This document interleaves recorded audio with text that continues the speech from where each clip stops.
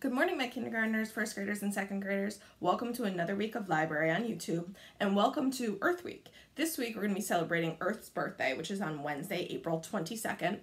So there's a lot of different initiatives that our school is going to be doing this week. So I thought I'd start off by reading a story, sort of a little bit about the Earth. We're going to be reading The Curious Garden by Peter Brown. Now, a lot of stuff that you can do for the Earth to help out is to recycle. You could pick up trash. You could also do something as simple as planting a garden.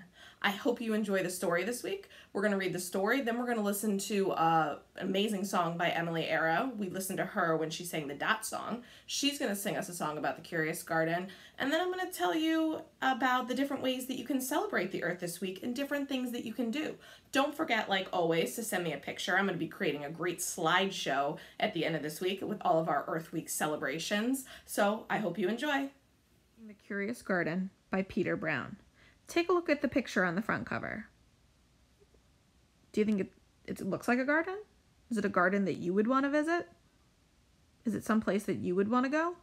Look at how the boy is sitting on top of the tree reading a story. Do you think that would be a comfortable spot to sit and read a story? What do you think the story might be about? The title's The Curious Garden. What do you think the story is going to be about? How can a garden be curious? Let's get started. The Curious Garden by Peter Brown. There once was a city without gardens or trees or greenery of any kinds. Most people spent their time indoors. As you can imagine, it was a very dreary place. However, there was one boy who loved being outside. Even on drizzly days, while everyone else stayed inside, you could always find Liam happily splashing through his neighborhood. It was on one such morning that Liam made several surprising discoveries. He was wandering around the old railway, as he did from time to time, when he stumbled upon a dark stairwell leading up to the tracks. The railway had stopped working ages ago, and since Liam had always wanted to explore the tracks, there was only one thing for the curious boy to do. Liam ran up the stairs, pushed open the door, and stepped out onto the railway. The first thing he saw was a lonely patch of color. Wildflowers and plants were the last things he had expected to find up there, but when he took a closer look, it became clear that the plants were dying. They needed a gardener. Let's stop and think. What led the boy to the old broken-down railroad?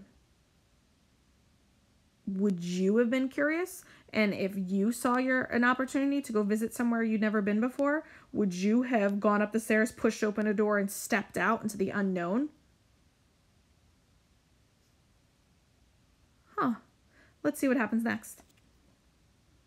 Liam may not have been a gardener, but he knew that he could help, so he returned to the railway the very next day and got to work. The flowers nearly drowned, and he had a few pruning problems, but the plants patiently waited while Liam found better ways of gardening. As the weeks rolled by, Liam began to feel like a real gardener, and the plants began to feel like a real garden.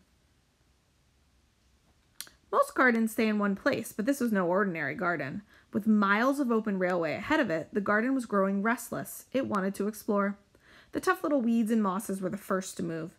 They popped up farther and farther down the tracks and were closely followed by more delicate plants. Over the next few months, Liam and the Curious Garden explored every corner of the railway. Look at that garden expanding outward. That'd be a pretty cool place to see, I think.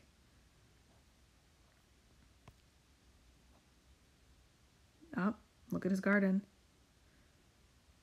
Look at how the garden is growing. Let's think. What happened as a result of the boy's perseverance? Do you know what the word perseverance means? When somebody perseveres, they're not giving up. They're trying, even though it might be difficult for them to do. But he was never a gardener before. He didn't know anything about gardening, but he was learning, and he kept coming back day after day, and he kept trying. So look at the garden growing and flourishing through the city. How did the garden spread? How do you think the boy felt about the garden spreading? How did he feel about his accomplishment? After spending his spring and summer and autumn with the garden, Liam's time on the railway was finally interrupted by winter. Heavy blankets of snow fell on the city that season, and for the first time since he'd become a gardener, Liam could not visit the plants. Rather than waste his winter worrying about the garden, Liam spent it preparing for spring.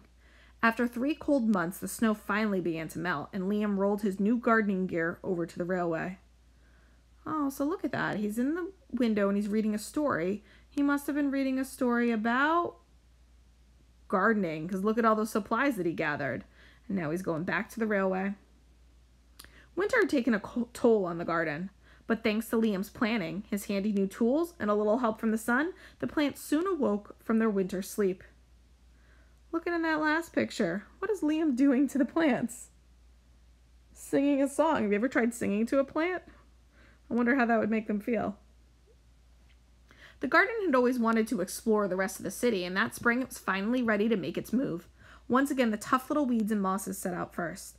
They popped up farther and farther from the railway and were closely followed by the more delicate plants.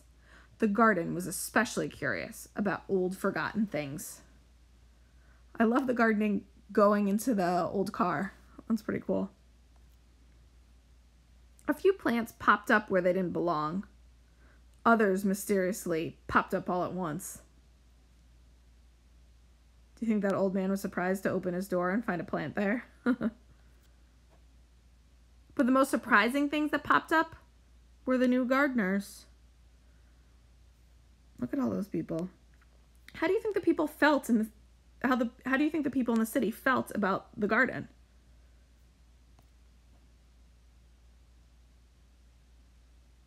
Look at people are actually coming to spend time. Lots of people are working on it.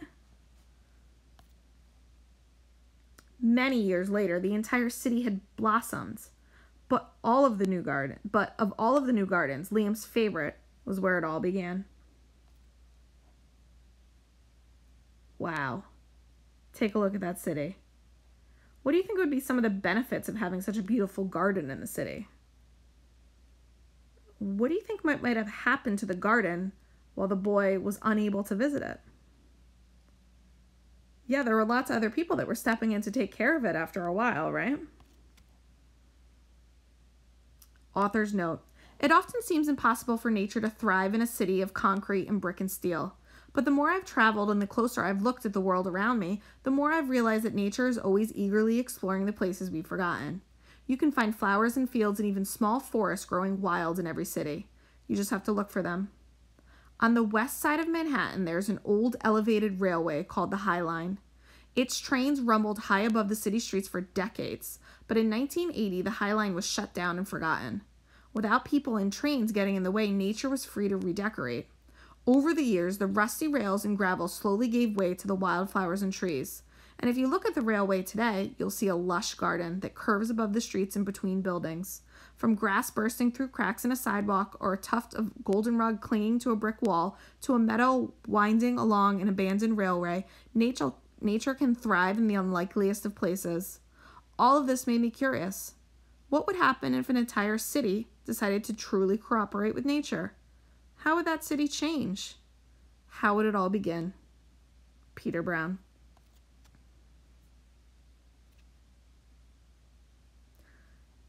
This story was about one boy's quest for a greener world, one garden at a time. As Peter Brown discussed at the end of his story, the Curious Garden was likely based on a real garden in New York City. The High Line Railroad was an old abandoned and run-down elevated railroad that had once traveled around New York City. It was eventually turned into a park in the sky and is quite an attraction for the city today. How do you think this park, this real park, compares to the one in the Curious Garden? Which park would you want to spend more time in? A city with no trees, a dreary place to be. Oh, oh. Till one boy decides to plant something green. Oh, oh.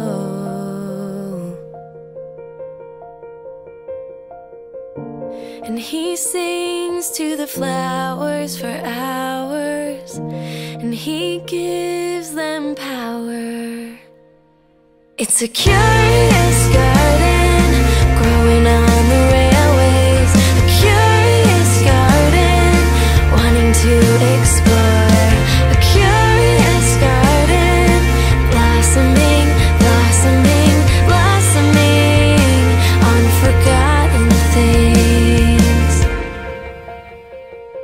interrupted by snow as he waits for the spring. Oh, oh. And when it finally comes, with a little help from the sun, more grows.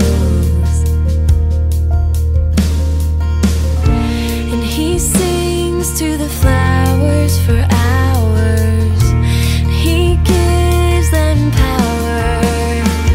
It's a curious garden growing on the railways. A curious garden wanting to explore. A curious garden blossoming, blossoming, blossoming on forgotten things. Most gardens stay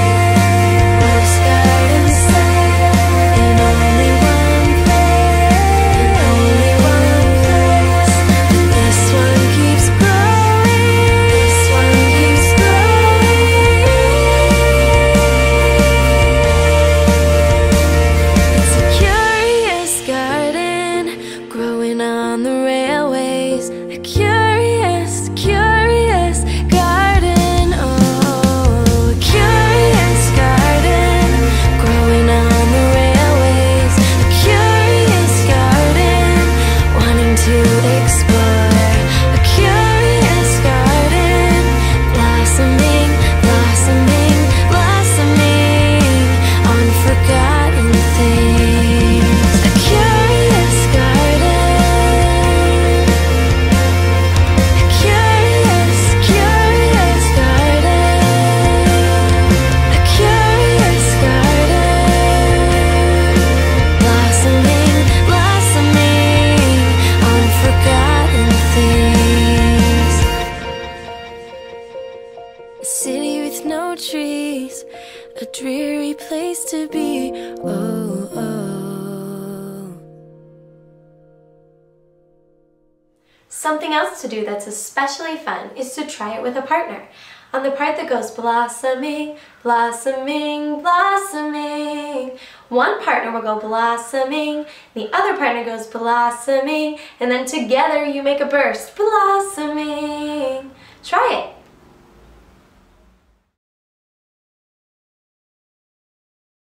Don't forget that this week we're celebrating Earth Week. Rowayton School Green Team has put together some activities for you to take part in Earth Week this week. Spring Day, Monday. Celebrate spring, pick a flower, and put it on a vase on your desk. Be sure to share your picture. Tuesday, Recycle Day. Remember how we sort out trash in the cafeteria? Teach your parents or siblings. Wednesday, Sky Day. Breathe some fresh air and snap a picture of the sky. Upload on skydayproject.org. Trash Day, Thursday. If you go for a walk, take a bag with you and collect some trash.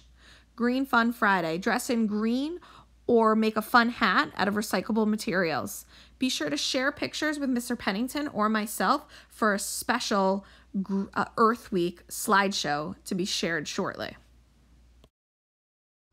Please email me with pictures of your Earth Week celebrations for a special slideshow. My email is delia@norwalkps.org.